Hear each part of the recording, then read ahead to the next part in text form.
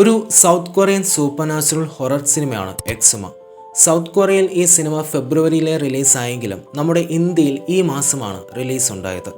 ഇതുവരെ ഇറങ്ങിയിട്ടുള്ള കൊറിയൻ സിനിമകളിൽ വെച്ച് ഏറ്റവും നല്ല ഓപ്പണിംഗ് കളക്ഷനാണ് ഈ സിനിമ നേടിയിരിക്കുന്നത്.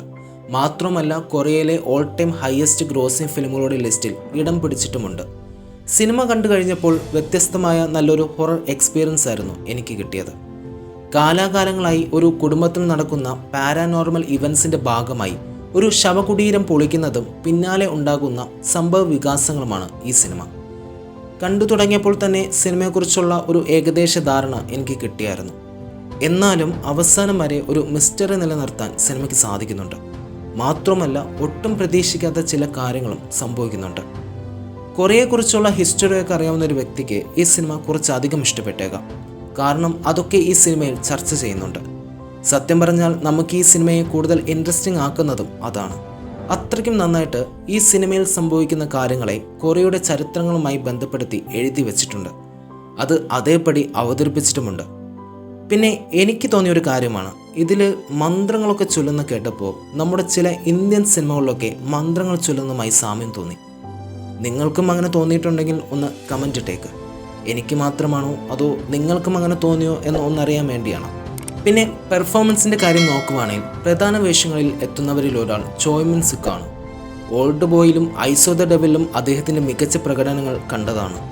ഇതിലും അദ്ദേഹം നന്നായി തന്നെ അഭിനയിച്ചിട്ടുണ്ട്. നായിക വേഷം കൈകാര്യം ചെയ്ത പുള്ളിക്കാരിയും മികച്ച പ്രകടനമായിരുന്നു. കൂടെയുള്ള ബാക്കി രണ്ടുപേരും കൊള്ളാം. പിന്നെ സിനിമാറ്റോഗ്രഫിയും VFXും സൗണ്ടും സ്കോറും എല്ലാം നന്നായിട്ട് തന്നെ വന്നിട്ടുണ്ട്. പക്ഷേ എനിക്കിതിലൊരു നെഗറ്റീവായി തോന്നിയത് ചില സ്ഥലങ്ങളിലൊക്കെ സ്ക്രീൻ നല്ല ഡാർക്കായി കൊടുത്തിരിക്കുന്നതാണ്. അത് നിങ്ങൾ സിനിമ കണ്ടിട്ടുണ്ടെങ്കിൽ മനസ്സിലാകും. എനിക്കിതത്ര രസം തോന്നിയില്ല. പിന്നെ പലരും ഈ സിനിമയെ 2016 പുറത്തിറങ്ങിയ മറ്റൊരു നല്ല ഹൊറർ സിനിമയായ ദ വെയിലിംഗുമായി കമ്പയർ ചെയ്യുന്നത് കണ്ടു. പക്ഷേ ഞാനത് കണ്ടിട്ടില്ല. എന്നാലും ഞാനത് എടുത്തു പറഞ്ഞത് ഈ സിനിമ കാണാൻ നിങ്ങൾക്കതൊരു കാരണമാവുമെങ്കിൽ അങ്ങനെ ആവട്ടെ എന്ന് കരുതിയാണ്. നമ്മൾ ഈ സ്ഥിരം കണ്ട് ശീലിച്ച ഹൊറർ സിനിമകളിൽ നിന്നും മാറി ഒരു ഡിഫറൻ്റായ ഹൊറർ എക്സ്പീരിയൻസ് നൽകുന്ന സിനിമയാണ് എക്സുമ. എനിക്കിഷ്ടപ്പെട്ടു. നിങ്ങൾ ഇതുവരെ കണ്ടിട്ടില്ലെങ്കിൽ കണ്ടു നോക്കുക, നിങ്ങൾക്കും ഇഷ്ടപ്പെട്ടേക്കാം. ഇത് ഇന്ത്യൻ സ്ട്രീമിംഗ് പ്ലാറ്റ്ഫോമുകളിൽ കിട്ടുമോ എന്നെനിക്കറിയില്ല. ഇനി അങ്ങനെ നോക്കി കിട്ടിയില്ലെങ്കിൽ വേറെ എവിടെ നോക്കിയാൽ കിട്ടുമെന്ന് നിങ്ങൾക്കറിയാമല്ലോ.